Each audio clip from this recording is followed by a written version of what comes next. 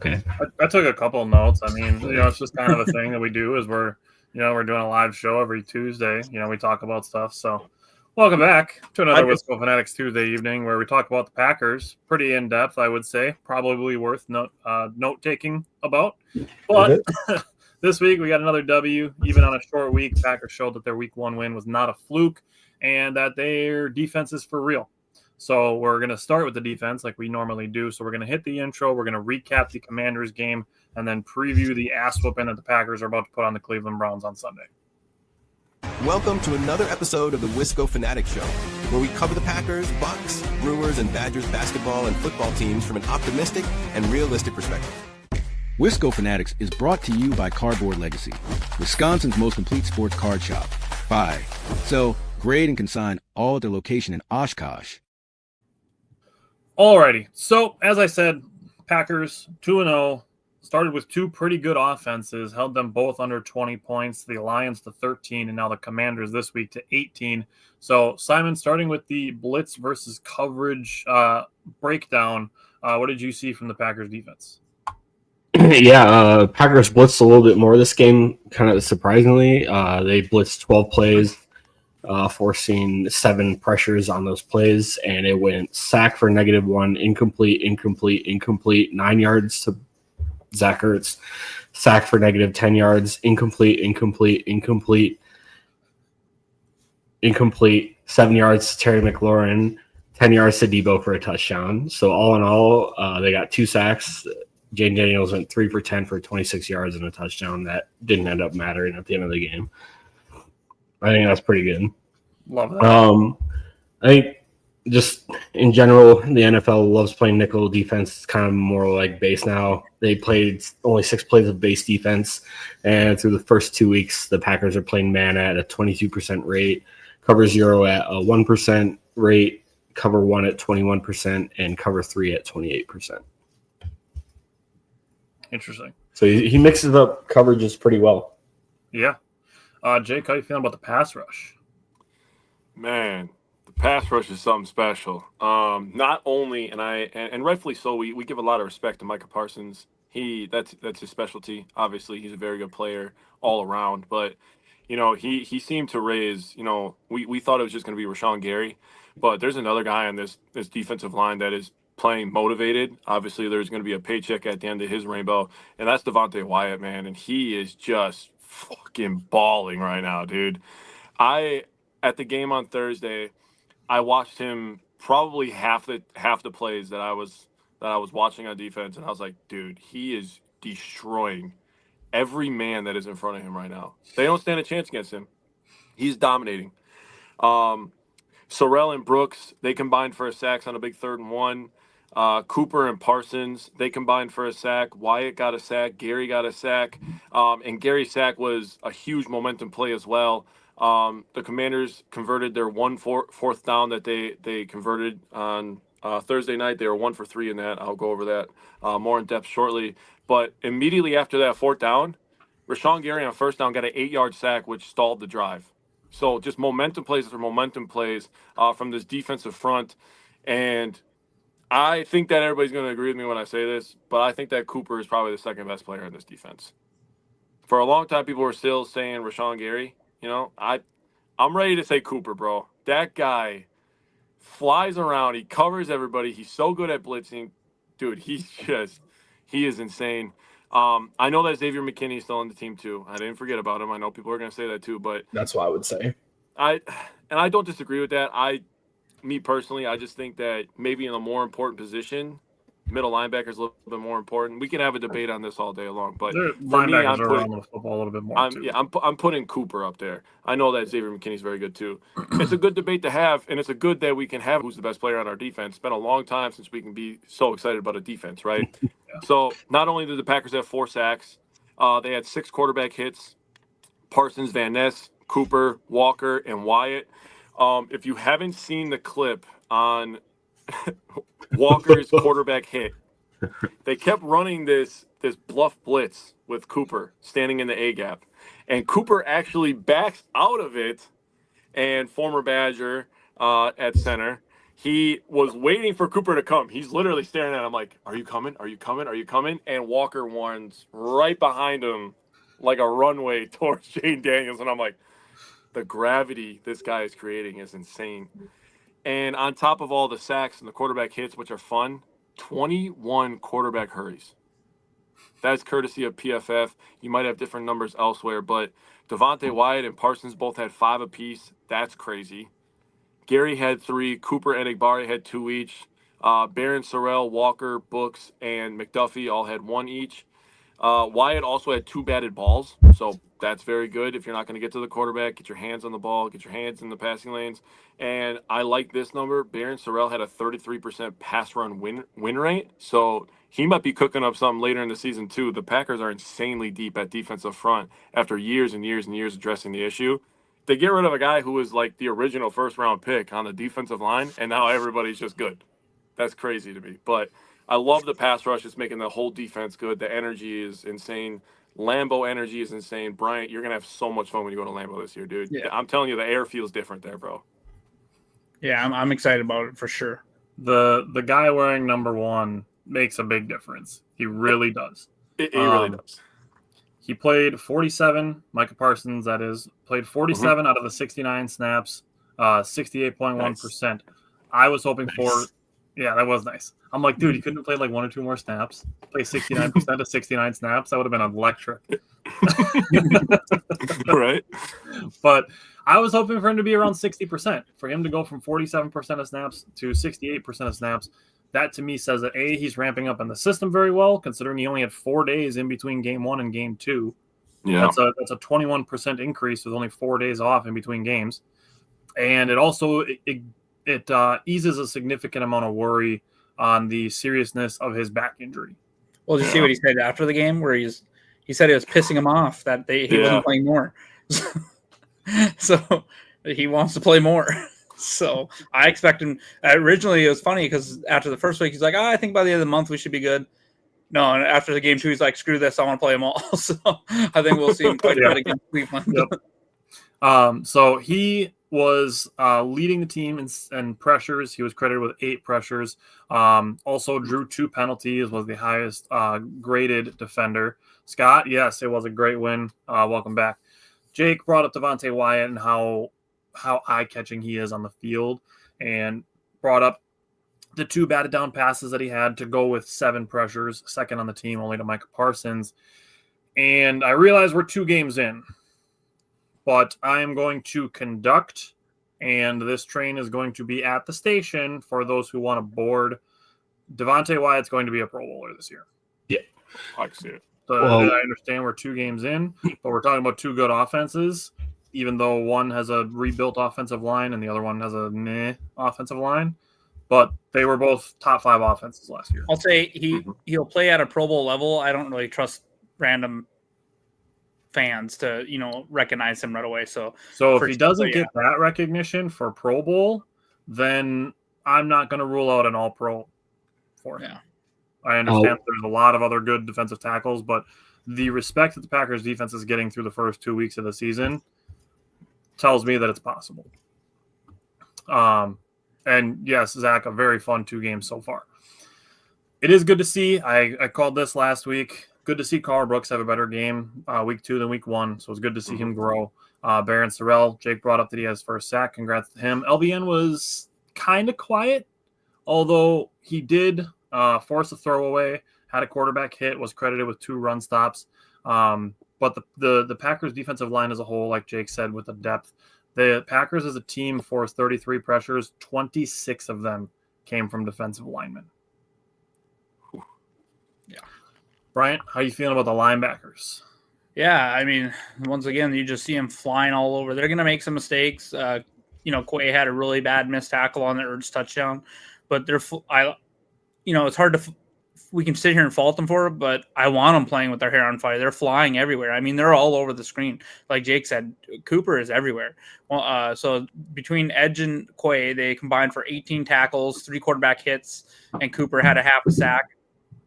Crazy enough, they weren't credited for any tackles for loss. However, I can think of 2 plays off the top of my head where Cooper stopped them at least a half yard short of the line of scrimmage. It just all really depends on where they spot the ball. So they actually had Cooper credited with a sack and a half at one point because he ran Jaden Daniels out of bounds for no gain, and typically that ends up being a sack, but they must have deemed it just a running play.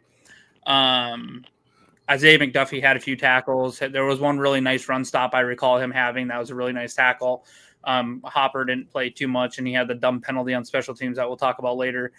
But they absolutely shut down Jaden Daniels' ability to run. I was almost right on my crazy bowl prediction that Jordan Love would have more rushing yards. And the fact that he only had 3 less rushing yards with I think he only had 2 rushes where he absolutely destroyed a guy and 1 angry scepter, by the way. I love to see that. And he only had 3 yards less than Jaden Daniels, who had 7 or 8 carries. So that's awesome. I saw at one point that Jaden Daniels had 7 scrambles for 15 total yards. Yeah.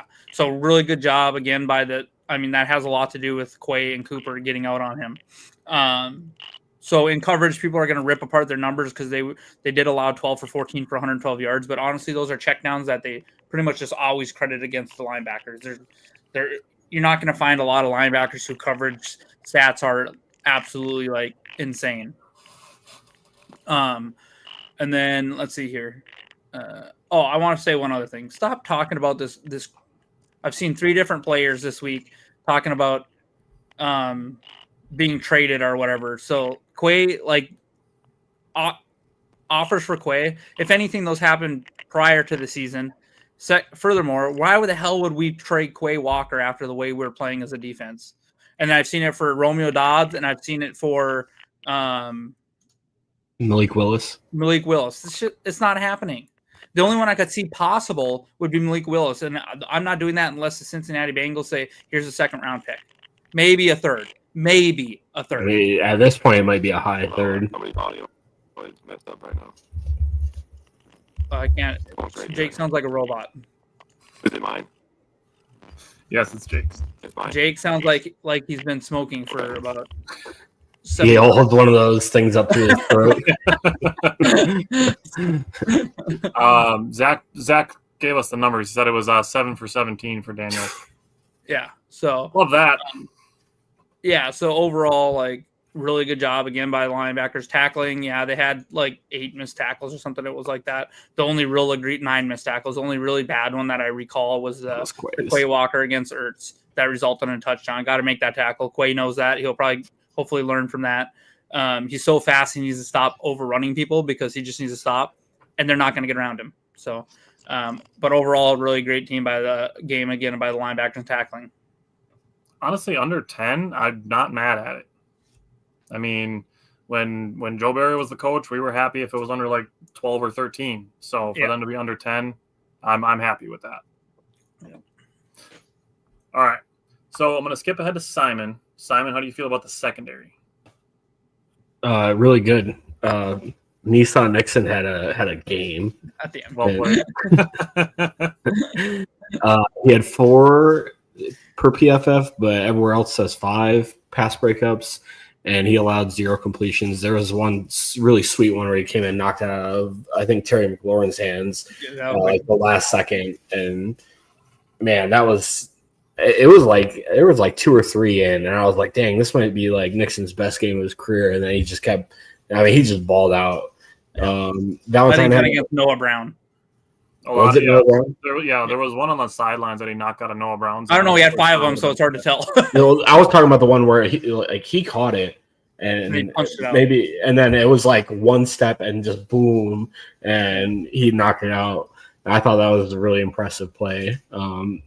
Carrington Valentine, I thought he had a pretty good game too. He only allowed 1 completion on 4 attempts for 7 yards. Bullard had allowed 5 for 6 for 39. Xavier McKinney 2 for 3 for 16, and he forced an incompletion. Evan Williams had 3 for 23. I mean, these guys were just they didn't allow anything downfield at all. I can't even remember the longest pass couldn't have been more than maybe 5-10 yards downfield. I'm talking about air yards, not catch and run like a Debo or I don't know. Maybe that Luke McCaffrey one down on the right sideline might have been the longest air yards of the day. but they kept everything in front of them and allowed basically nothing until the end of the game when it was already over. Yeah, and I wanted to say it not only was Keyshawn Nixon's best game for sure this year for him to have a bounce back the way that he did, but I was really impressed with Javon Bullard early in the game. Yeah. Obviously nothing bad happened later on in the game to dissuade me from it, but Javon Bullard made a lot of really nice plays at or just beyond the line of scrimmage really early in the game as well. That was really impressive to me. He's really good in the Jaden box. Daniels later on too. Yeah, he's a good box safety. He smacked Jaden Daniels later in the game too. And that's one of the benefits of Quay Walker and Edgerrin Cooper being able to do the job of 3 linebackers and 2 men. It allows you to put an extra secondary player on the field, that player being Javon Bullard. All right, Jake, how do you feel about the Packers' defense on 3rd and 4th down? So 3rd and 4th downs.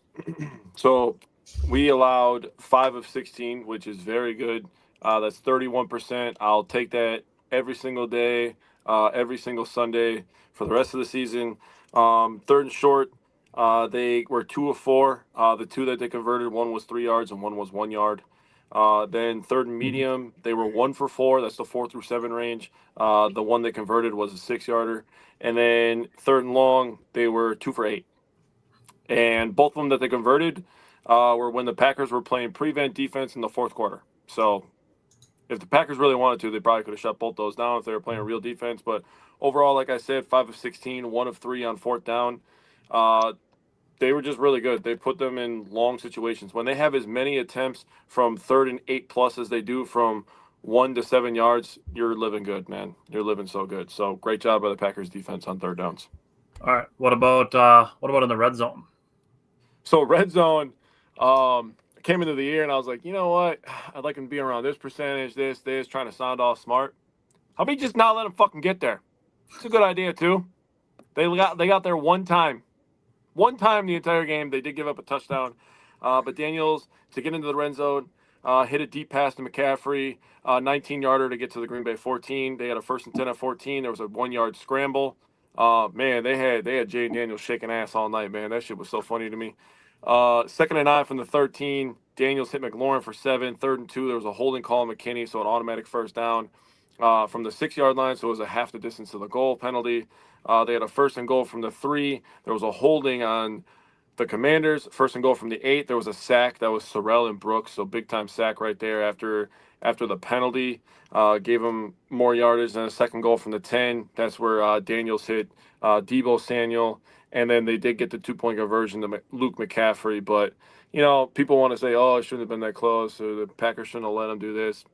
We were basically playing prevent for 2/3 of the second half, bro. I mean, that's the chew up as much clock as you can defense. Yeah, they were just trying to get out of there, no dumb injuries. It's a point where, for all intents and purposes, yes, the Packers have allowed 31 points. That's what the official thing is. But the way to kind of think about it is essentially the Packers beat the Lions 27-6, 24-6, if you want to take the late field goal out, because that was also kind of garbage time, and the Commanders 27-10, essentially. Yeah, I never felt like either game was that close. No. Yeah, the fact that they haven't given up a touchdown, the defense has not given up a touchdown unless the Packers are ahead by more than 2, or at least 2 scores, is extremely impressive. And as soon as the Commanders cut it to a 1-score game, the Packers immediately went down and scored a touchdown. Exactly what they did. Immediately. They did almost exactly the same thing to Detroit as well. Yeah. Yep. Yeah, Detroit got a field goal that made it 14-6, and then the Packers are 14-3, and then 2 plays later it was 21. Something like that, yeah. Yeah. So just the defense as a whole, Zach put the numbers in here for us. 20 for 42 for 200 yards by Daniels, and very little in the running game. Thanks for putting that up there, Zach. Against the Rookie of the Year and a guy who, was probably a guy who was picked to have some MVP votes coming into 2025. And Packers shut the door on the run and the passing game. Like we went through this last year. The Packers were actually pretty decent against running quarterbacks last year. They were decent against Anthony Richardson and Jalen Hurts and Kyler Murray. They kept those guys in check. So I wasn't worried about that so much, but the Commanders made a deal to go and get Deebo Samuel to pair him with Terry McLaurin. There was no point where like the Commanders were going to think about trading Terry McLaurin. They went and traded for Deebo Samuel to have those two on the field together. Yeah. And Zach Ertz, though older, was still very reliable tight end last year. So top 5 offense added Deebo Samuel, and the Packers still had them under 20 points. So, Bryant, I understand it's a little bit different than last week, but how do you feel about special teams? Yeah, not great. It was not a good showing at all, really, all the way around. Wheelan was fine, I thought. He averaging 50-something yards a punt. He's pretty solid. I want to say I did like the fact that after McManus, I felt like McManus maybe just rushed that or something. It was bad miss, 48 yards. That should pretty much be a chip shot for him. It has been in his career.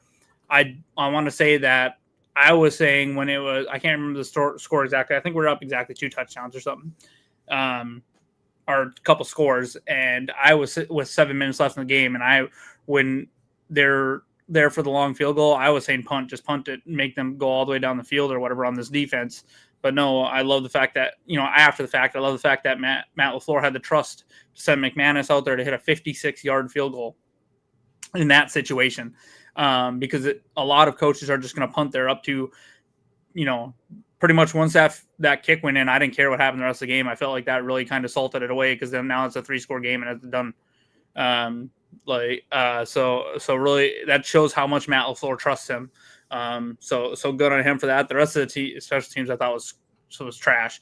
We were pinned back. We had 2 90-yard plus scoring drives, which is great, but you don't want to make a living that way, right, especially when you're starting, inside your 10 and Washington's frequently starting towards the 40 or 50-yard line. So we let off a big, punt return of 24 yards. We let off a kick return of over 50 yards. Hadn't had a holding penalty.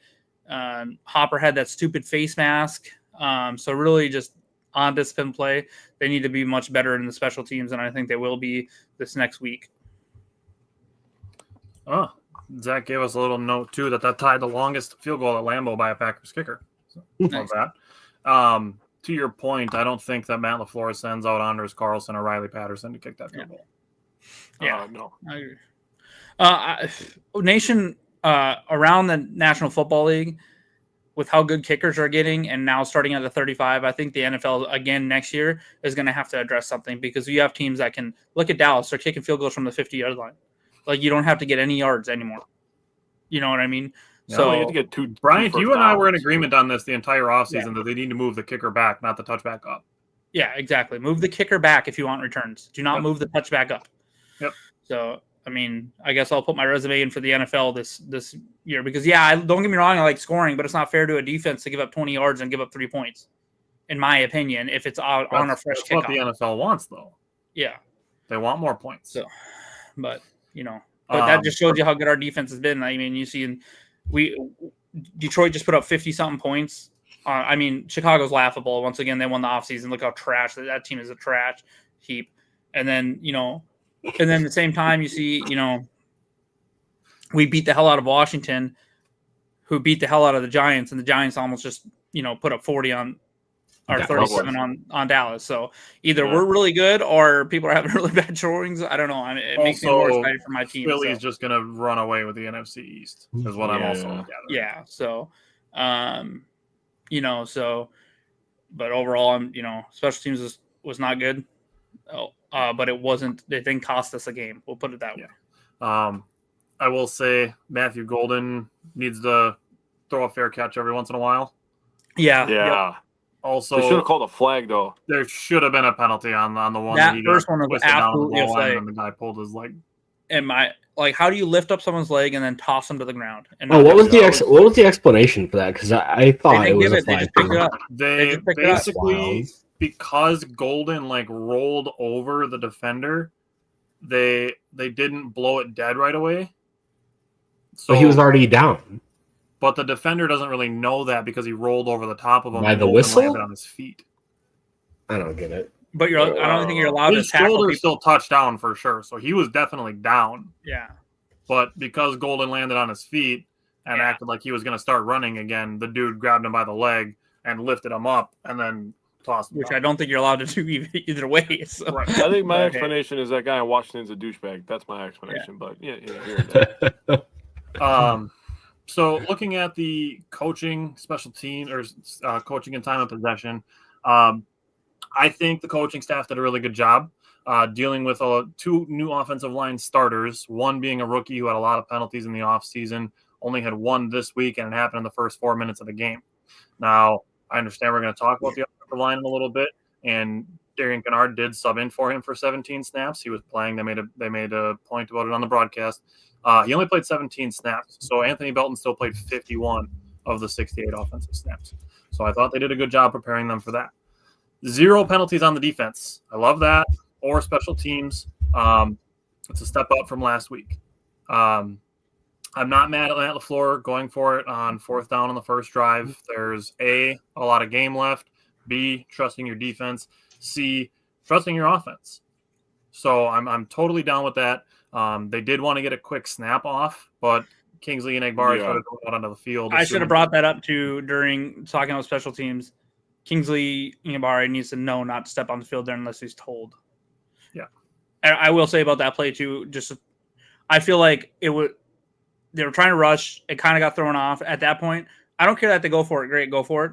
I do kind of wish maybe Matt LaFleur would be like, okay, we're rushed. Maybe this isn't what we want. Let's call timeout and then go for it. Just kind of recollect after, because Jordan would have absolutely got those guys with too many men on the field, but Kingsley Egbari put his pinky toe onto the field and then he had to get pulled back. So, and then that allowed it basically counted as a substitution. I will say that the refs, I think, went overboard a couple times in the game with that. The fact that they held Jaden Daniels earlier in the game to where he got a delay of game because he couldn't snap the ball is insane to me. Well, that's on the coaching staffs for sending in subs that late in the play clock, in my opinion. Well, but like the guy said on the field, a reasonable amount of time. I don't think it was reasonable what they were doing on that one, and that's coming, to what they did to Washington. Again, if you make a sub at 15 seconds, you got to give, say, a defensive lineman, you can't be like, okay, well, sorry, you sent a fat guy out there, you don't get to make your substitution. I would have to go back and watch the timing, but yeah. It's one of those kind of it's a judgment thing, and they're not going to make a rule on it until it's egregious. Matthew said, hope we beat the Browns. We're going to talk about that in a little bit. We still have to recap the offense, but couple things. 18 points, 230 total yards, 3.5 yards per play, 51 rushing yards, 15 first downs. Those are all lows in any Jaden Daniels start, including the playoffs. So 22 career starts for Jaden Daniels, including the playoffs. The Packers held them to the fewest points, yards, rushing yards, first down, and yards per play that the Commanders have had. Matt LaFleur won a challenge. I love that. Let's do it. And then time of possession, the Packers won 32.5, 27.5. Now, this is more front office than coaching related, but I just want to give Brian Gutekunst a little bit of credit for moving on from 3 players. One being Darnell Savage, who was released by the Jacksonville Jaguars today. 2 being Aaron Jones, who dealt with more injuries last year and was put on IR today. And 3 being Jair Alexander, who dealt with injuries in week 1 and was a healthy scratch in week 2 to basically come back from his injuries. Those are 3 players, Jones and Jair for sure, who were pretty ingrained into the early 2020 success of the Green Bay Packers. And Brian Gutekunst made the call to move on from them. And I understand that we don't want to predict injuries or essentially say, good, we got rid of them, they're injured. But I think it's the reality of Brian Gutekunst's job that he did a good job by letting those guys go, knowing that this was a potential outcome. Zach, we did talk about the rumors about Malik Willis. Essentially, 2nd-round pick, or you're not getting them. The Packers stand. No, it's rumors, Matthew. That's what Zach was probably in replying to Matthew. No, we're not trading Malik Willis. The Bengals called about trying to trade for him, but the Packers said, you're going to offer us a 6th-round pick. You can kick rocks. All right, let's move to the offense, and starting with Simon. How did you feel about the tight ends? Yeah, mac and cheese, Tucker Kraft, man. We were talking about another dude that had a career day. played 62 total snaps, caught 6 balls on 6 targets for 124 yards and a touchdown. Just what an absolute monster day from him. And 74 of those yards came after the catch. And he was, I thought the tight end group as a whole did pretty good in the blocking game. I know we talked a little bit in our chat about like how Luke Musgrave isn't that great of a blocker, but I mean that's kind of what we expected from him coming out anyways. Like he's not kind of like a do-it-all tight end. The reason I said something about it is because they talked about it in preseason about, oh, he's a much better blocker than he was. And yeah, he whiffed pretty bad on a block early in the game. But I still think if you looked at the holistic view of this game and what he did, it wasn't that bad. Yeah. It was one play that prompted. Yeah, I think I know which one you're talking about too. But could you do me a favor with tight ends? On Tucker Kraft, instead of yards after contact, could you do yards after stiff arm? Yeah. Oh man, that was a nasty stiff arm too. Yeah, he had such a good game, and Luke Musgrave, him and John Fitzpatrick are basically splitting snaps now. They each played 21. Musgrave had 2 targets for 32 yards, and Fitzpatrick wasn't targeted at all. But overall, like, great game from the tight ends. Bryant, what about the wide receivers? Yeah, on tight ends, I'm definitely excited to see Luke Musgrave getting a little more involved too. I do think he can be a seam threat for us if he can just stop tripping himself, man. So starting off the wide receivers, really unfortunate of Jayden Reed's injury. Is even more unfortunate that a penalty kind of wipes that sick touchdown catch off the board. But Jayden Reed, I don't know if you've seen his tweet today, but he's in high spirits and he thinks the Packers are going all the way and he'll be back. And high spirits is a way to say it. Yeah, emphasis on the high. So did you see he had foot surgery too? It wasn't just his collarbone. Like they fixed his foot fracture too. Yeah, dude, I'm so happy about that. Hell yeah, dude. So while he was he fixed his broken collarbone, but they also did the Jones fracture surgery. I'm a little worried about the Jones fracture surgery because I thought that was like 3 to 6 months recovery. So hopefully that doesn't kill the season. Yeah. Yeah. So we'll see about that. So that's interesting. I was going to say hopefully that gave him more time to heal. So maybe they did something that, because the reason they have struggle healing there is because there's not a lot of blood flow and that bone won't really heal. Yep. So we'll see what happens or what the timeline, if that's pushing that past the 8 weeks. I did not know that. So good call out on that, Simon. I'll have to look into that. I already said this about Quay. People need to stop talking about Dobbs getting traded. He's not going anywhere. Dobbs is a very consistent, solid wide receiver for us. Jordan trusts him. Once again, goes to him on the slant for the touchdown. I love the fact Dobbs is showing so much more emotion and pumped up this year. I think the reason he hasn't been extended yet is because he's going to get more than Watson got. So hopefully maybe we'll see if we figure something out with him, but Dobbs is going to be a solid big contributor to this team every week. If you told me what's the one wide receiver who's not going to go a week without getting 3 to 4 targets and a few catches, it would be Dobbs. I think he's going to be involved in every single game. Wicks is looking good and he's catching the ball. He is continuing to get open. He's making nice plays. He's hitting them on those out routes. I feel like Love is looking his direction every time he's on the field, and we're about to see him on the field more. So, I will say on the deep route, people are giving Love a little bit of crap for missing that deep throw.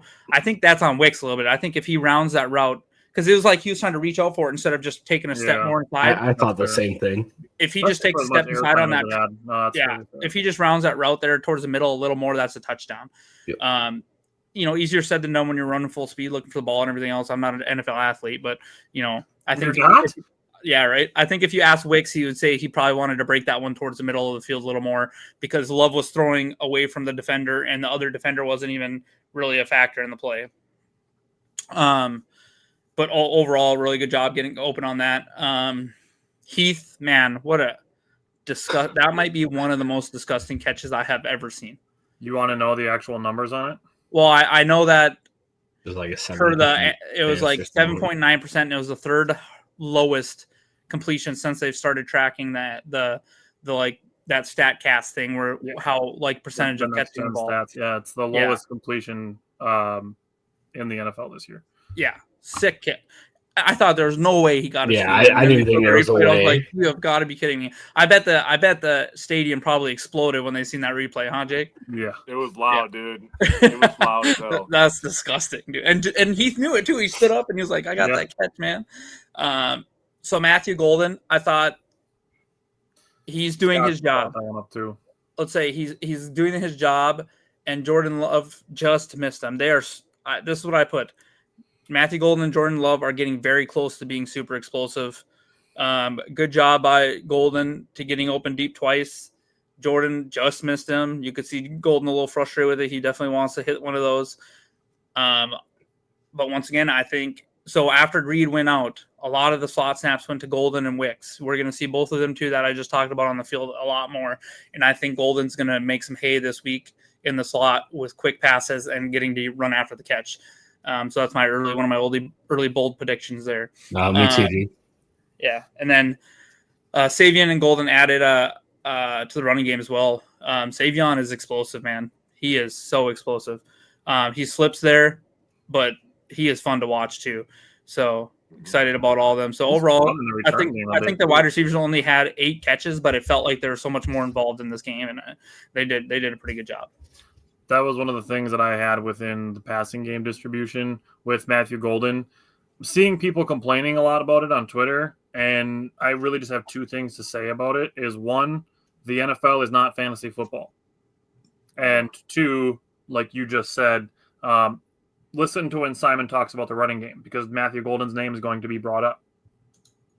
So as far as the passing game distribution is concerned, this is the 3rd year that I'm covering this.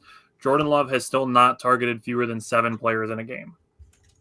Still has not happened. This week was close. Malik Heath only had 1 target. Golden had 0 catches on 2 targets. Jaden Reed would have been number 8 if that touchdown had counted, if not for the penalty. But Tucker Kraft did a lot of the heavy lifting. 6 receptions on 6 targets for 124 yards and a touchdown is heavy lifting. And then you brought up Dobbs and Wicks, who combined for 7 catches on 11 targets. As far as distributing the ball down the field, Love was not the best from short and deep passes. He was 2 for 3 for 17 yards. The incompletion was a drop. Was credited with an 81.3 rating on those plays. Deep balls, he was 2 for 7 for 60 yards. Both of the 2 that he completed were considered big time throws per PFF. And one of them was just like a heave down field on a 3rd and 11 play. So basically just, throw it up there, see if we can get a completion. With that, from the 0 to 9, 10 to 19 range, he was surgical. That was the same as week 1. Which is very good, because like I said, that 10 to 19 is where I believe that there's the opportunity for the most. I think we've been saying that since he's been starting. Like, that's just his money. Intermittent, 10 to 19 is just his zone, and he's very close to hitting those deep ones, but he likes throwing in that. And I love you watch a lot of quarterbacks, they want to check it down. I was talking to a buddy about this at work with the Chiefs' struggles. I said I feel like they're either throwing it really short, or they're just taking way deep shots. They have nothing in the middle of the field, and for that, I don't feel like the Packers have that problem at all. I feel like a lot of out routes and slants and everything, Jordan's doing a great job on all those. I'm gonna be honest with the Chiefs. From Travis Kelce's slow now, bro.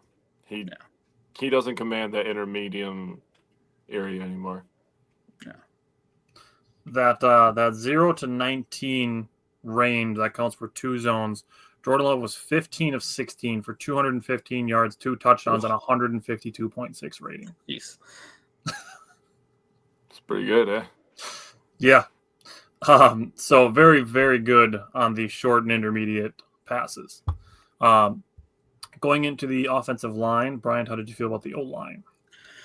Yeah, overall, I thought they held their own with the patchwork offensive line. Penalties did rear their ugly head a little bit, especially on the Reed catch we talked about. I'll say they're not opening enough space in the run game. That needs to change. We really haven't had it. Josh Jacobs is getting 80-something yards a game, but that's just because he's running really hard. I will say I'll let Simon talk about it, but I guarantee there's one run for sure that Josh Jacobs wishes he had back. So Love was sacked twice, but one of them was Love just not wanting to throw the ball away to stop the clock. He could have got that ball away, but he just took that sack. So really only one against the offensive line. Ryan, I will say Ryan and Morgan I feel like they struggled quite a bit, allowing 5 pressures. Ryan also had a penalty. Belton Kennard started splitting snaps, but as you talked about, but Belton took over and finished the last half, or pretty much 2/3 of the game. Not sure why. Kennard played pretty well, so I'm not sure why they didn't keep splitting the snaps. We'll see if they do that if Tom isn't back against Myles Garrett this week. I will say Kennard, if you're going off the PFF grades, which once again I don't agree with them all the time, he was their second best lineman by their grading standard. So Belton, held his own, but it was kind of interesting that they stopped splitting it. But they're a lot smarter than me, so they obviously seen something that they liked. So hopefully that bodes well for this next week. He had the one ugly holding, but other than that, he was lining up properly, so that's a big win. Then again, I mean, if you're the Eagles, you can line up in the neutral zone every game, and they won't full footing. So that shit is getting ridiculous, man. It's disgusting. But although I will say every Micah Parsons snap, people are going to be on the Packers side of this sooner than later, and it's like, every Micah Parsons snap, I'm like, is this dude lined up off sides right now? But he always looks over and points at the ref, and the ref gives him the thumbs up. So I'm like, all right. He's so disgusting off the snap too. His speed is insane. Speaking of O-line, I thought it was funny. So PFF credited John Fitzpatrick as a snap at right tackle. I want to go find it. No, I just thought that was funny. I wonder if it was on the 4th down or something. There you go, find it. Alrighty. Simon, how'd you feel about the running game then? Yeah, I think Brian said it kind of off the rip that I don't think the O-line's opening up enough holes early. Josh Jacobs, he's a beast, and he'll get his yards a little bit, but it's definitely not. It's not like he'll get enough speed and kind of run over or be able to juke at the second level like we saw last year. So he had 84 yards on 23 carries, which isn't tremendous or anything, and 72 of them came after contact. He managed to miss four missed tackles this week, but it seems like he's at or behind the line where he's being met almost every play. I think he gets going a little bit after halftime. Maybe it's just a sluggish start at the very beginning of the game. And that's something I might have to do is look at the splits between first and second half and see the difference. Yep. Savion, we kind of talked about the wide receivers got involved a little bit in the running game too. Savion Williams had I don't know.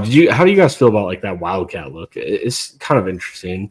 I mean, if Savion Williams can throw the ball, yeah, fuck it. I mean, if it's one more thing that the opposing defense has to worry about, I'm okay with it. The fact that Love motion behind him, I was like, oh shit, dude, Matt is fucking cooking something vicious up, dude. So the fact that people forget that Savion ran a 4.39, so the dude is fast. I mean, he's got some speed. around it. He's got around that defender, and if he doesn't slip on that cutback, he probably gets another 10, 15 yards on that. Oh, yeah. So, and they could, the next time they run it, they could pitch it back to Love. Yeah. They could pitch it back to Love. Savion can leak out, and they could fucking throw the ball to Savion. They or could. Tucker Kraft for a touchdown. He's probably down there somewhere open. He's down there. So Savion had 2 carries for 24 yards. Matthew Golden had 2 for 15. And then Love ended up with 3 scrambles for 12 yards. And shout out Angry Run Scepter. Hell yeah, dude. Dude, that freeze frame where he folds that dude in half is so disgusting. So all in all, his one leg is planted and Amos out of the game. His body or in the other direction. That was Amos? Is that the play that Amos got hurt on? Was that his shoulder injury? So I think Amos didn't come back. He had a shoulder injury. I wonder if it happened on that play. Oof. All in all, the pride that was probably hurt a little more than anything. The Packers ended up with 30 attempts for 135 yards. So there was a little bit of work, but just the design to run plays with Jacobs need to be a little bit better. I will say the guy that we signed to help the run game was one of the offensive linemen that was missing. And Jordan Morgan's not. He's not known for his run blocking. Well, he not a wasn't. He mauler. wasn't. He's He a wasn't really finesse drafted guy. as a run blocking guard. He was drafted as a Right. pass blocking tackle. But we played him at left guard in a pinch, which is also is a I don't know. He's all over the line, and it's just not where you'd want to put him. Right. But he'll be fine, just not what you want. Yeah, my cousin, who's a Washington fan, was kind of complaining. He's like, "Man, you guys did that with your 6th and 7th offensive line." I told him, I said, "Hold up, dude." I said, "Our 6th and 7th offensive linemen are our 1st and 2nd round draft pick."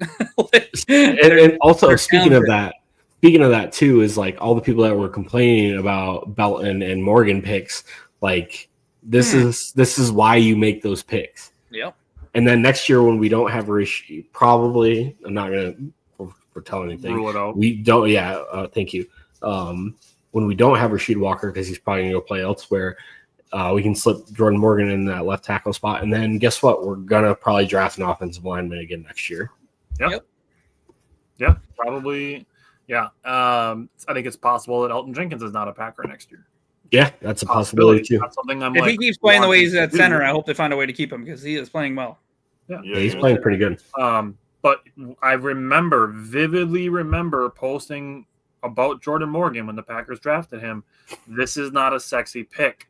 This is a necessary pick. This was shortly after they paid Jordan Love.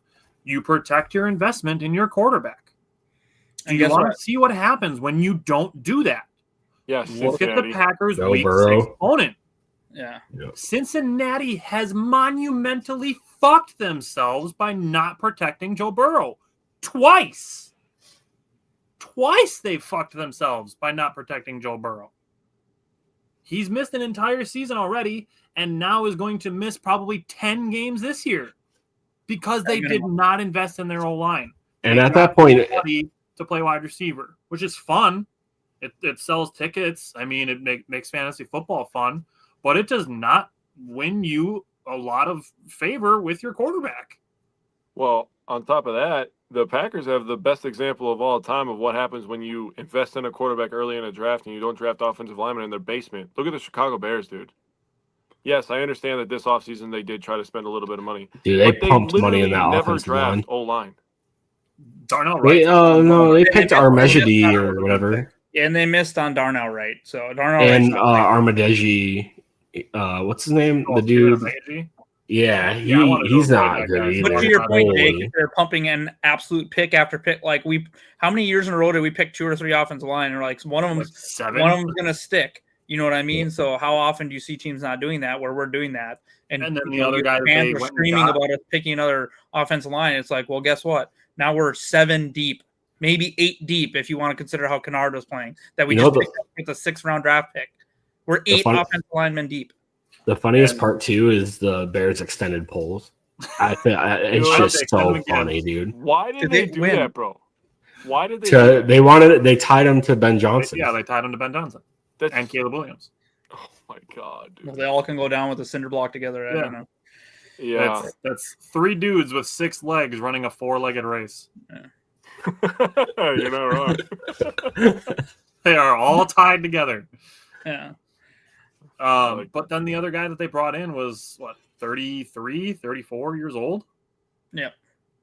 So it's a hodgepodge of 33-year-old dude, a bunch of young guys, and then some cast-offs. Like, you got to a point where you thought Cody Whitehair was going to be a guy who could play on your offensive line. Oof. Yeah. Like I said, out of all the picks that they've made, Darnell Wright is the only one where I was like, that was a good pick. Yeah. And same. to Brian's point, he hasn't even been the hit that all 4 of us really thought he was going to be. Yeah, I I like was pretty Darnell upset Wright. at that draft pick. And that's why the Packers do it more than once a draft. So typically drafting offensive linemen is so necessary, especially when you have a quarterback you want to protect. I mean, if you have a quarterback you don't feel like protecting, by all means, let him get hurt, but you're not going to have anybody that wants to play for your franchise. Holy. Braxton Jones allowed 13 pressures in the first 2 weeks. Holy. Well, look at the left tackle that Minnesota has been rolling out there. Yeah. But they're literally waiting for Darisaw to get back though. Yeah. So Yeah, and they got to I really like this I is like makes it. depth. They don't have no depth. That guy is getting destroyed. Yeah. And now Yeah, you got but- Now your quarterback's out 2 to 4 weeks because he's getting killed.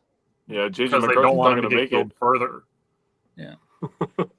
It's okay. They're rolling out Carson Wentz, the guys who's known for his Dude, health. he's going to be the first player in NFL history to start for 6 different teams in 6 seasons, by the way.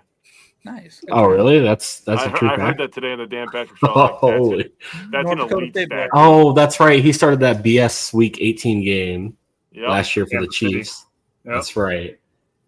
Elite stat right there, dude. Jake, how'd the Oh, yeah, Packers way do on off third and topic. fourth down? Sorry. No, it's not that far off topic. We're still talking about football.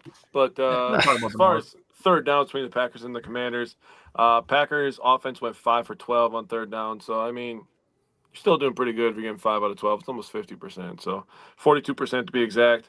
The 1 through 3 yards, the short yardage stuff, I was a little concerned last week because they were over. And I said, you know what, maybe let Love throw it every once in a while. And 2 of the 3 conversions that they had, 2 of the 3 conversions they had on third and shorts were passes. One was the Musgrave, one was the Wicks. Wicks actually picked up the first third down of the game. Josh Jacobs had a third down short yardage run. So that was a positive for me that I took away from this game is they figured out a little bit of the short yardage stuff.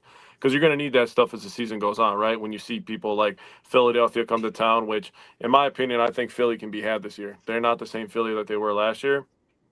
This might be my homer coming out, but I think the Packers are slightly better with how good the defense has gotten this year. That's a whole different conversation. Eagles offense, as it is today, the Eagles offense does not scare me.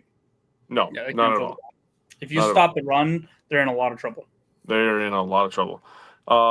Third and medium, Packers went 2 for 4 on the third and mediums. One was the Tucker Kraft, and the other one was Jordan Love just absolutely beast moding Trey Amos into back to college because he's like, man, fuck this NFL stuff. I'm getting run over by quarterbacks, dude. That was probably the loudest I screamed at Lambeau in a long fucking time, dude. Like, dude, when he ran him over, I said, get away from him. I was going crazy, dude. That shit had me so goddamn hype. And literally the next play after Jordan Love ran a guy over, we throw a slant to Romeo Dobbs, and the place was bumping, dude. The vibes were just, dude. I don't know if I ever want to go to Lambeau again because I had so much fun at Lambeau. I'm lying because I'm definitely going to go again. But it was so much fun. Third and longs. Packers were 0 for 4 on third and longs. Their first attempt was a 3rd and 19. They actually got 16 from Brooks. Yeah, And then their second attempt was a 3rd and 14, and Brooks got 10. So Brooks got a lot of garbage yards on third and longs. So, hey, good for him. He's so good in pass pro. He deserves some shine as well. I really want him to get like 3-4 touchdowns this year because he's just a team first guy, dude. He's like the guy that I love so much. I think it's pretty He went fair to down say the that. goal line in the Jacksonville game. I'm like, yep, that guy rocks. Yeah, when Which Lloyd can comes I- back, it's definitely going to be Emmanuel. If we don't keep 4, it'll be Manuel Wilson on the way out. that's gone probably, which is unfortunate because I do really like him. But Chris Brooks is just too valuable to this team on special teams Yeah. and on pass blocking and everything else. So Yeah. I like Emmanuel Wilson too, but yeah, Chris Brooks is just the man. Packers 0 for 1 on fourth down. Love just miss Matthew Golden. I was, when I told you guys last week, I was like, Tyler's at the game week 1. He got to see Micah Parsons' first sack as a Packer. I'm hoping that when I go, I get to see Matthew Golden's first career touchdown.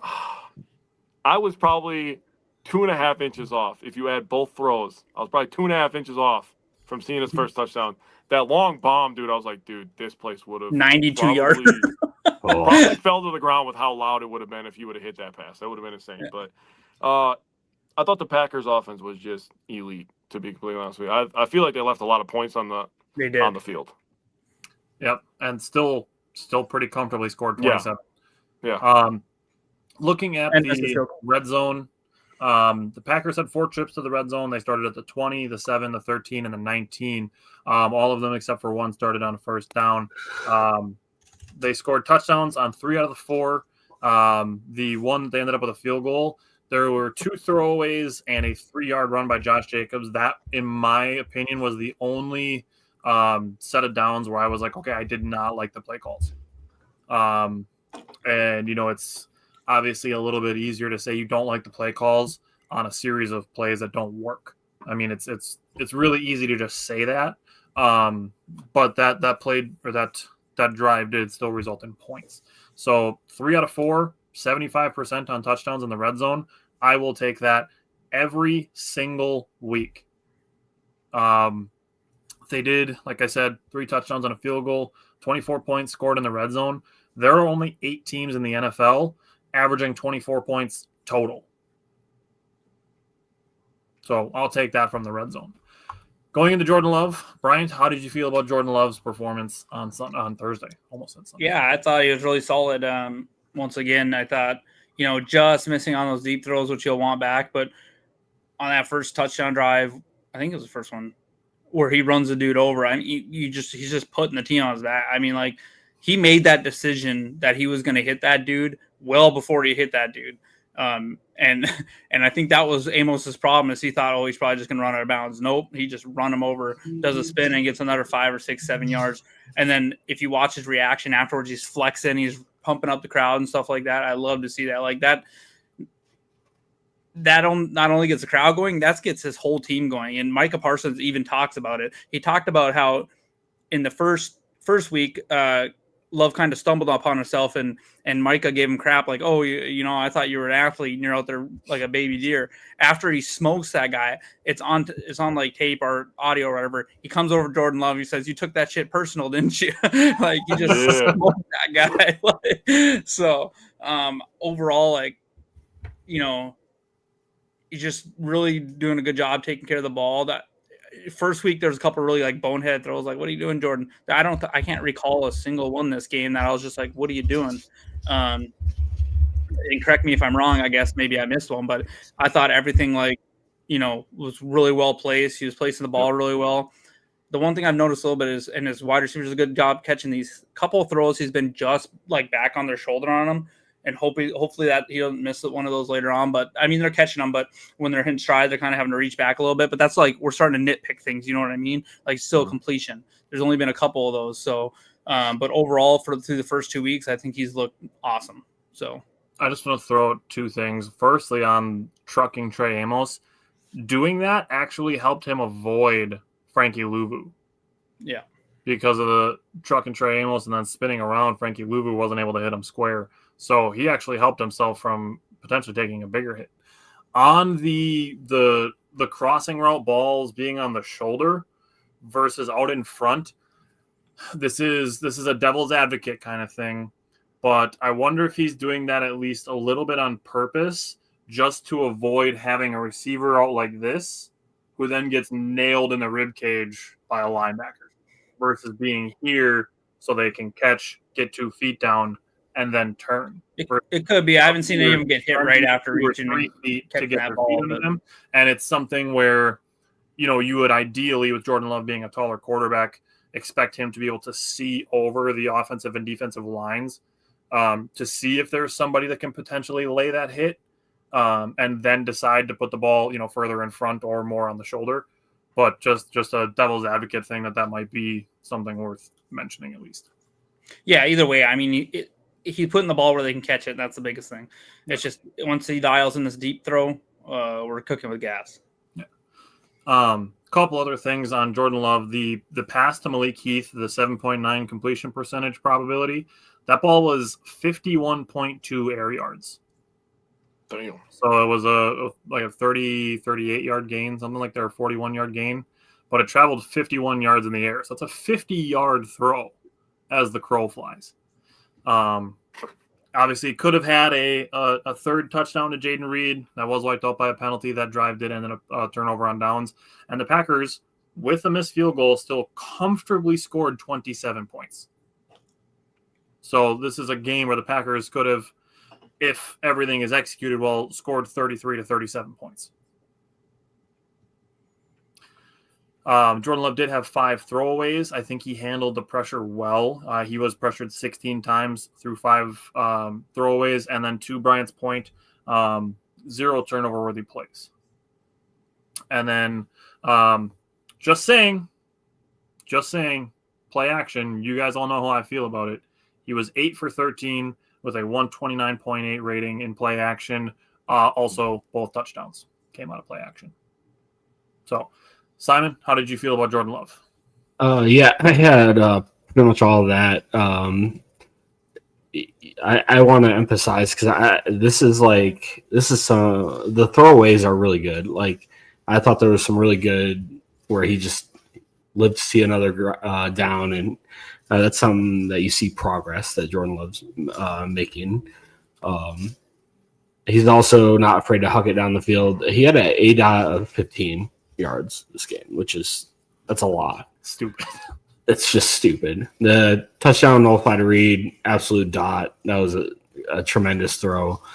And then we kind of talked about the chemistry between him and Golden. It's just going to take a little bit of time, but I mean, Matthew Golden's right there for the taking. And once they get the chemistry down, man, it's going to be special. I think it's going to be special. I love that you brought up the throwaways and then immediately brought that he's not afraid to throw the ball down the field, because there's so many like, oh, is he more Brett Favre? Is he more Aaron Rodgers? He's both. He's got both of their play styles in him. I mean, it was rare that we would see Aaron Rodgers lower his shoulder and try to run somebody over. Brett Favre would do that. He'd also, take some things to alleviate the pain after the game, but I mean, the downfield, chuck it and see what happens. Also, the throwaways. That was something that people complained about Aaron Rodgers doing too much. So if Jordan Love's doing it a little bit while also chucking the ball down the field, I think it's a balance of the two. So, Jake, do you have anything else you want to say on Jordan Love? Yeah, I think the rest of the NFL should be terrified because Jordan Love's playing good football and it's not even Toyota-thon. But real talk, man, he is just in total control.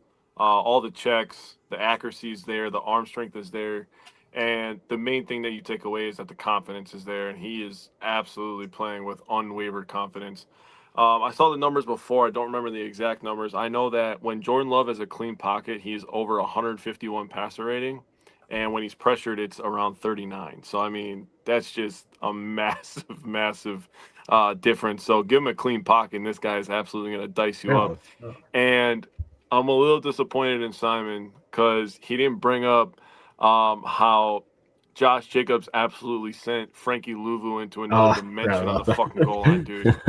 That was, and everybody's going to talk about the Jordan Love one. That was the nastiest truck of the entire season so far. That was I'm talking all NFL, dude. That was that's a linebacker, bro. He destroyed him. But Jordan Love is this close. He's gonna have like a 5 or 6 touchdown game, dude. I feel it coming. It could be this week. We'll talk about the offense in a minute, but let's start on the defensive side of the ball with the Packers. Jake, I'll go to you first. What are you looking for from the Packers defense on Sunday? Yeah, so took some numbers down. Third down. Packers are very good on third downs, doing a good job. Have allowed nine conversions on 22 attempts, so that's 6th in the NFL, 40.9%. And the Browns have converted 4 of 19. So gross. I feel like we're going to be all right on third down. That's 21%, by the way, so I think we'll be all right. Red zone, the Browns have actually been pretty good in the red zone. They have converted 4 of 5 attempts. Three passing touchdowns and 1 rushing touchdown. They have completed 59 of 83 passes for 3 touchdowns, and they've ran the ball 46 times for 164 yards and a touchdown. I got those stats from StatMuse if anybody wants to double check that. But the Packers overall in the red zone have been very good, not allowing people to get there, first of all, like I said when I talked about this last game, but then holding them out. And lastly, I looked up some numbers on the pass rush. And I was talking to Tyler about this before the other two joined us. And the Browns have allowed 6 sacks, 7 hits, and 31 hurries. And that's in 2 games. The Packers have 8 sacks, 8 hits, and 34 hurries. You know how bad you have to be when and flip. You know how good you have to be on defense to have those numbers that are better than when the Browns are bad? I mean, that's insane. This might be the game, and I told Tyler this. This might be the game where Joe Flacco wonders why he came out of retirement and he actually realizes that he's 40 years old. He does not belong on this field with Micah Parsons and Rashawn Gary chasing him down. He is going to be hurting after this game. Simon, what are you looking for from the Packers defense? I kind of just echo his sentiment about, when Joe Flacco is under pressure, he's 16 of 33 for 150 yards and 3 picks this season. So not great. their interior offensive line is pretty good. They have two pretty good guards in Wyatt Teller and forget the other guy's name. Apologies, but their tackle duo with DeJuan Jones and Cornelius Lucas have allowed 18 pressures in between the two in the first two games. Woof. Quinshon Judkins, I really liked him as a prospect. I thought he landed in a pretty good spot in Cleveland. He finally decided, or whatever happened with his assault case or whatever, he signed his contract last week and played. He ended up with 10 carries for 61 yards and 3 catches for 10 yards. I think he's a spark plug of a player. He can get a little bit going.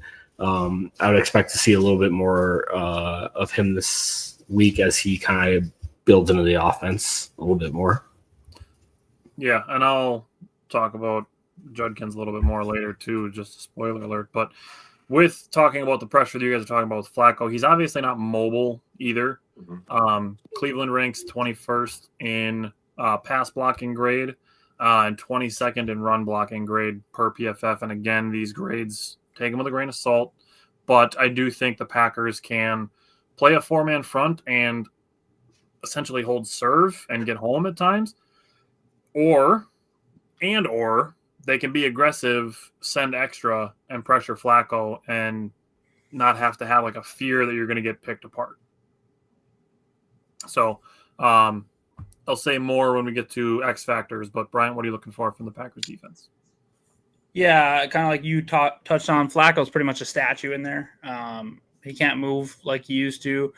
Simon hit the nail on the head. I think Judkins is really the only explosive player I would be worried about a little bit if I'm the Packers defense. I like Judy a little bit too. Judy's a good wide receiver, but he's not like he's not going to take it to the house. You know what I mean? I'm not really worried about him like exploding. I'll say their tight ends and their running backs are very, very so. Where the Packers are averaging like 9.1 yards a play or whatever on passing downs, throwing the ball. Cleveland's at like 5.5. They're the third or fourth lowest in the league. They're going to check the ball down a lot, which can actually negate or help minimize our pass rush. So I expect to see that a lot this week. So I'm hoping Jeff Hafley and them have a good plan for that, to be close to the line of scrimmage. And that's where the linebackers and stuff are going to come in play. Of the 6 top like target getters on their team, the 2 top wide receivers are like Tillman and Judy or whatever it is, I believe is who the 2 are. And then the rest are the next 4 target getters are tight ends or running backs. Yeah. So Njoku and Fannin are very heavily involved in the passing game. Same with those running backs. So and Joe Flacco is good at he will take that check down. You know, when he's under pressure, we talked about him throwing 3 interceptions. Well, I think if I'm Cleveland, if I'm looking at from Cleveland side, my goal is to keep the ball away from Green Bay and do these little chunk plays, which we know our defense the whole predicates itself on not letting out the big plays. So we'll probably let them get some short plays, but this is where we need the linebackers flying up so they don't just pick us apart down the field a little bit. So that would be, yes, Cleveland's not that scary, but this is the NFL. You can lose to anyone if they have a good game plan. And I think that's what we're going to see out of game plan for them. So the defense needs to be prepared for that. I would say on the check down aspect of it, that's essentially the way the Packers made the Lions and Commanders play. Yeah. So, you talk about not really being super afraid of the downfield threat. I do think that kind of just plays into how the Packers played week 1 and week 2. Yeah. And also, like while we're on it, Joe Flacco is 27th in the league and average depth of target was 6.2 yards. Yeah. Which is low. This is where I want to see someone like Nixon and Carrington Valentine jump in some routes too, because they're going to be quick drop back and throw, because Flacco is a statue.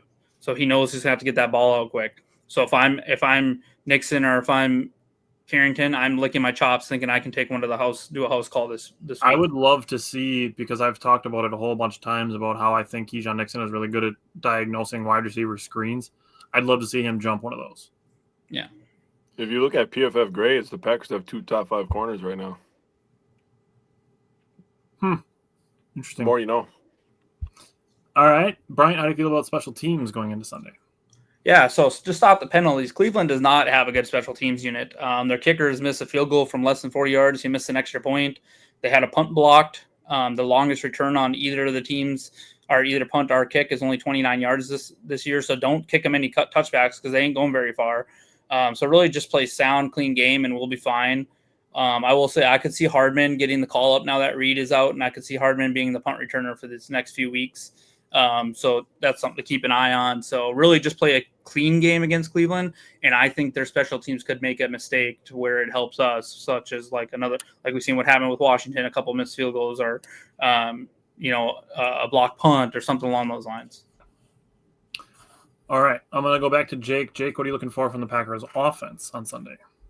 Yeah, so third downs, Packers are doing just fine. They fixed a couple things that I was worried about in week 1, so converting those third and shorts is really big for me. The Browns, they're not good on defense on third downs. Obviously, now, think about coming into this season. You could not think of 3 harder games to start your season. You got Cincinnati, you got Joe Burrow when they were on fire at the end of last year. They're motivated coming into the season. Then you get Lamar Jackson, so you get 2 division games and 2 of the best quarterbacks in the league. And then you got the Packers coming in, man. I mean, Jesus Christ, I feel bad for Browns fans. But the Browns haven't been particularly good on third down. In terms of other areas of the offense, I think that I'm trying not to say my Simon Says, but I think that Matthew Golden can have a fucking field day this week. I'm just going to be completely honest about it. But I'll save the rest for the Simon Says. All right. Simon, what are you looking for from the Packers offense? So apparently we all just went with the Matthew Golden Simon Says this week. So that's interesting. I didn't. Just okay. Saying. I started with Jordan Love, but I went I mean, Myles Garrett's a game wrecker. I mean, he has 3.5 sacks and 10 pressures so far this year. They're pretty good against the run. They held Derrick Henry to 23 yards on 11 carries last week after Baltimore had a pretty decent lead. Browns have contacted ball carriers on 80% of their designed runs and stuffed them at a 27.8%, which is the 4th highest rate in the NFL. I mean, Matt LaFleur's not going to go away from the run game, but I feel like a lot of this game is going to come down to Jordan Love and him distributing the ball to our wide receivers. On that subject of passing game distribution, I mean, feed Tucker Kraft. Yep. He has yet to show you anything that he can't do, especially in the passing game. What I'll say is I would like to see some quick slants with Matthew Golden. And I would say especially on Myles Garrett's side of the field. Even if it's just a couple times in the first drive, just to get him thinking like, okay, the ball could be going over my head. Should I ease up and try to bat a pass down? Just something to put a seed of doubt in the subconscious to like, hey, Jordan Love's thrown the ball right over the stripe of my helmet 3 times in his first 5 passing attempts. Myles Garrett's that kind of guy that you're doing anything you can to try to get an edge. As for the red zone, Cleveland is tied for 5th with the most red zone touchdowns allowed with 5. They're averaging 2.5 a game, also allowing 29 points per game. They allowed 17 to Cincinnati, whose offensive line is a mess, clearly, and got Joe Burrow hurt again. And then Baltimore, who needed a get-right game after choking in week 1. Bryant, what are you looking for? Packers offense. Yeah, it's kind of like you guys said that. I think there's like 2 ways the Packers could lose this game. The first one would be doing stupid stuff on special teams and careless turnovers to where to let Cleveland just score points and stick around. And then our kind of letting them do just the chunk down the field plays. The other one is letting Myles Garrett ruin the game because he can wreck a game. Yeah. I think you're going to see a lot of protection over there, especially if it's Belton and Kennard. Even if Tom's in the game with his oblique injury, you're going to see a lot of Brooks and Kraft over there helping chip him, help him take him off his game. If we can just minimize his impact, and by minimize, I mean like give a sack and a half or a sack against that guy, as long as it's not a forced fumble or something, we'll be all right. So Cleveland, I mean, Packers have given up 97 rushing yards on the season. Cleveland's only allowed 91. Cleveland is only allowing 146 passing yards per game as well. However, interesting enough, they've allowed the second most passing touchdowns, and so if you go by their yards per game, they're the best defense in the league. If you go by the points they've given up, which actually matter, they're in the bottom 7 of the league by allowing 29 points per game. Yes, there's the outlier of, Baltimore. I don't know that we'll put up 41 this game, but our Baltimore also had an interception, a fumble, and like a kickoff return or something. So there's like 21 points right there. Yeah. So that is hard to count for. Yeah. So their defense is good. So don't sleep on them. They have 2 really good corners. They have one of the best pass rushers in the game. Don't people are walking into this game. Oh, we should mop the floor with them. Guess what? This is our first road game. It's still the NFL. Be smart. Play sound football. Yep. Can't wait for that to be able to go to the score predictions, and I have the Packers mopping the floor with the Browns. I mean, yeah, but Brian, what are the injury designations to watch? I know you've touched on a couple of them already. Yeah, nothing big on Cleveland's side that I've seen. The big for us is Banks, Tom, Melton, Anderson, Zane Anderson, that is. I think we were definitely missing Zane Anderson and Bo Melton on special teams. I will say when they practiced yesterday, both Tom, Zach Tom, and Bo Melton were with the rehab group. So, Tom is dealing with a torn oblique. Now that's, there's 2, it could be a very different type of tear. Like bruising is technically a tear, right? Or you see a complete tear. So, Green Bay ain't going to give you those details. So we'll see what happens this week. True. Jake, what's the weather going to be like? So per weather report is 80 degrees, sunshine and clouds mixed, a stray of showers or thunderstorms is possible, high near 80, winds south at 10 to 15 miles an hour. So nice day. All right. It was like 4 different seasons in one. Yeah. Hey, man, I don't write the damn weather. I don't make the damn weather. That's just what. Sunshine in the first half and snow in the second. Yeah. It is the Midwest. I get a little fog. The tsunami hits in the fourth quarter. Yeah. All right, Brian, who's your X factor? Yeah, we talked about him. Matthew Golden is my X factor. After Reed went out, Golden and Wicks took essentially all the snaps. So really, I'll say the slot position is my X factor. I think Golden will get a lot of snaps this game and quick completions to get the ball in his hands.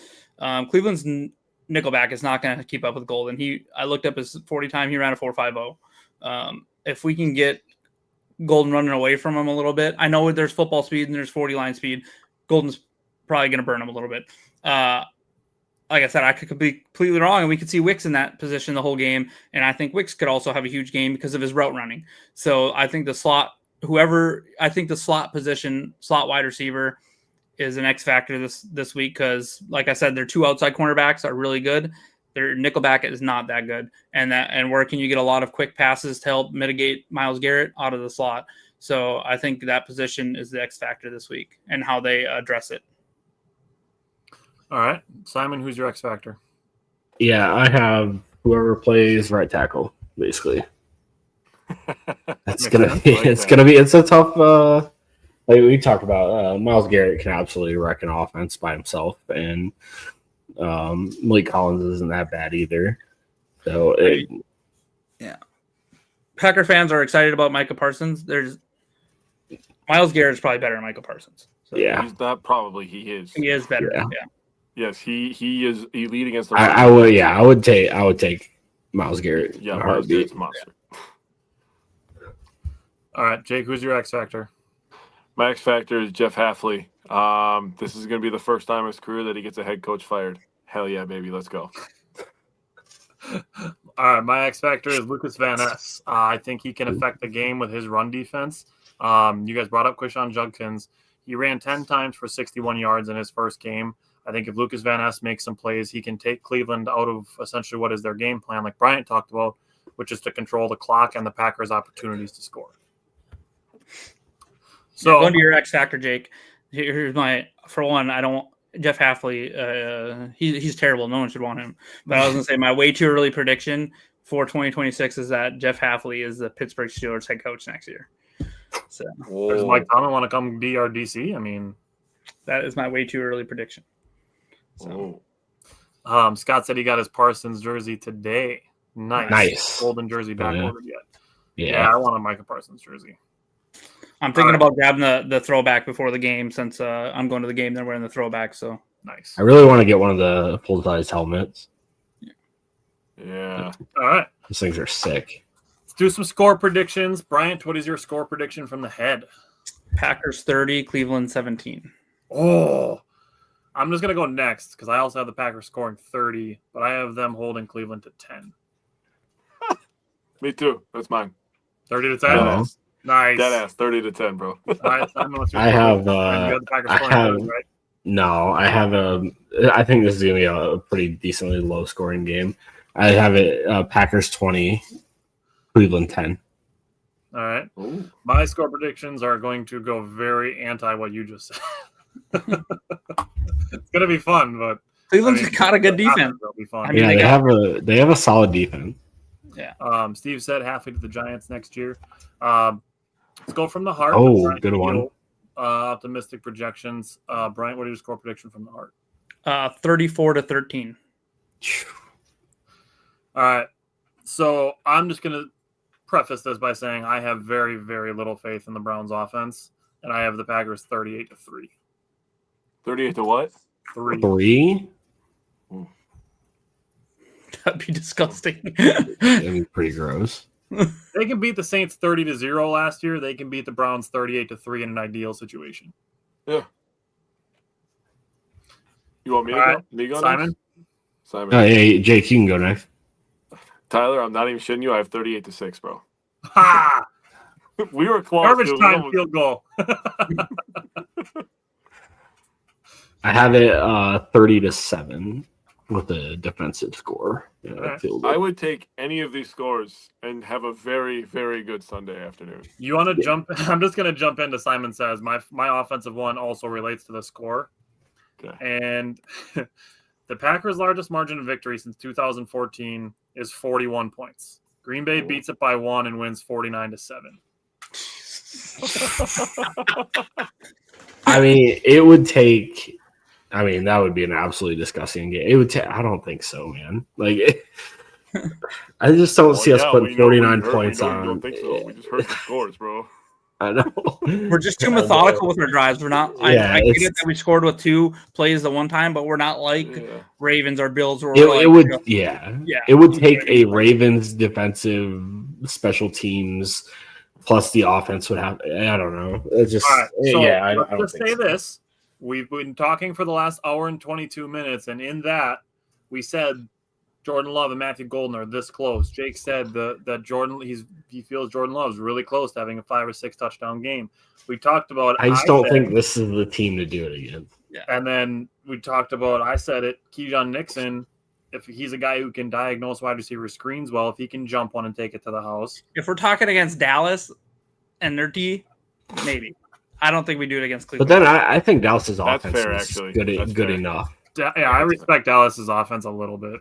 Yeah. To where we have to score a lot. I have no respect for Cleveland's offense. Sorry. Mm-mm. That's fair.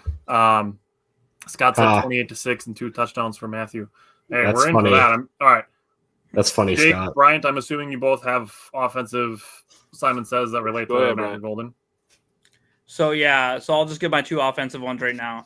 I put Jordan Love throws for 300 yards and 3 touchdowns, and then I also put that Savion Williams and Matthew Golden get their first career touchdowns. Oh, yeah, that one's happening. Yeah, I could see that. I could see a path where that happens. Both of those. What if both their first touchdowns is Williams 2 Golden? Oh, that'd be so Oh. nasty, dude. Yeah. Wouldn't that be That's where my sick if white pants Savion come Williams from. connected on a deep throw to Golden before Jordan Love did? That would be. Oh my that would God. have to. That would have to be the first time in history that's happened, or a rookie non-quarterback Tandem. threw to a rookie wide receiver for a touchdown. For that would first have to be the career first touchdown? time. Be Yeah. specified as Well, quarterback. Well, now Yeah, that's why I said non-quarterback. Yeah, that's why I wanted to happen more. Are you ready for this? Yep. Matthew Golden has his Christian Watson game with 3 touchdowns in 3 one touchdowns. game. I said 2. I went a little more conservative for my Simon Says for Matthew Golden since they're just a little bit off on chemistry. That'd be sick though. I'm down for it. Let's go. That's good. Scott All got right. mine. Brian, how many do you have on defense? Just one. Okay. So I put- Mine on defense ties into my X factor being LVN. So I have LVN gets a sack and 5 run stops. Nice. Yeah. Van Ness has been pretty good in run defense this year. Yeah. I think he's been super solid. All right, Bryant, rip yours. Yeah, so Cleveland has only given up 4 sacks so far on the year. I put Green Bay does it for the 3rd game in a row and gets 4 this game. So Yeah. All right. You guys are going to like this. You guys remember the Tennessee Titan game last year? That was pretty fun, right? Yeah. So Packers get 7 sacks, 2 interceptions, and have 22 hurries. Holy crap. What are we? I'm trying We to have- think. What, We have 21 8 last sacks week? right now. We have what? We have 8 sacks on the year right now. Yeah. Well, sorry. Can you say yours again? So 7 sacks, 2 interceptions, and 22 hurries. What do we have? They had 21 against Jaden Daniels, right? Against Okay, Tennessee, yeah, that's we what I was had, trying to think of. yeah, against Tennessee, we had 8 sacks. 8 sacks. Yeah, I mean, maybe. Yeah, I could see it. It's just, yeah, yeah. I think if we're on I'll our- take it. Yeah, and I think if we're on that path, at that point we're probably up big, and I'm thinking they do what they did and put Dylan Gabriel in last week, and I could see us picking off Dylan Gabriel too. Yeah. I mean, Micah Parsons can literally have like 4 sacks by himself. So I have Joe Flacco gets sack fumbled twice. Nice. Okay. Ooh. See that too. Okay, I like that. The other part of this is, so we're talking about, again, that none of us have faith in the Cleveland offense. The dink and dunk nature that the Packers forced Washington and Detroit to play in is how we think Cleveland is going to have to try to attack the Packers, because they're not going to have time to get it downfield. I think that also plays into a situation where the time of possession can end up favoring the Packers so stupidly just because the Browns can't get first downs. Yeah, that's how the difference is for me. Is that's how the Browns want to play. That's not how Detroit and Washington want to play. So we got Detroit and Washington out of how they want to play. We're forcing Cleveland into how they want to play. So we need to adjust a little bit, and we need to be up in their faces and not let them sit there and just get after first. We can't let them have a high conversion rate on 3rd down. We But gotta that's keep that down. I think that's something that we kind of praise Jeff Hafley for, is his adaptability to however this defense can perform. So I think we'll play really good into Cleveland. The faith that I have is based on how many Packers end up around the tackle compared to opposing players. Yeah. It's usually 5, 6, 7 to like 2. Yeah. Alrighty. We will be back. Packers had a lot of time to next prepare Tuesday. for this game too. So Yeah, I we will. will be recapping the Packers at Browns game and previewing the Packers at Cowboys game, which is technically a road game, but might as well be a home game because the Packers win more at AT&T than Dallas does. So we'll be previewing that game next Tuesday. And other than that, thanks guys for tuning in, for dropping the comments, and we will see you guys next Tuesday. Go back.